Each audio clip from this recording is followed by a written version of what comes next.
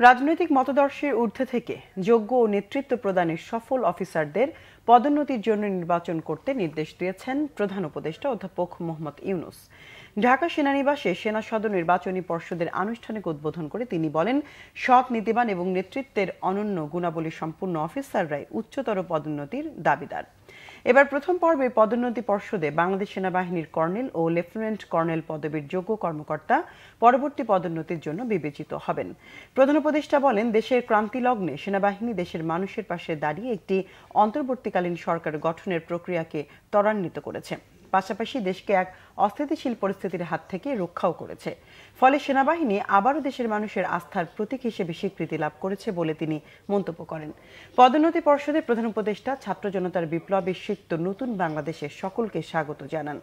এ সময় প্রধান উপদেষ্টা শ্রদ্ধাভরে স্মরণ করেন জুলাই আগস্ট মাসে বৈষম্য বিরোধী ছাত্র আন্দোলনে নিহত সকলের প্রতি। একই সাথে মহান স্বাধীনতা যুদ্ধে অংশগ্রহণকারী সশস্ত্র বাহিনীর শহীদ সহ সকল বীর সেনানীদের জাতি শ্রদ্ধাভরে স্মরণ করবে বলে তিনি আশা করেন।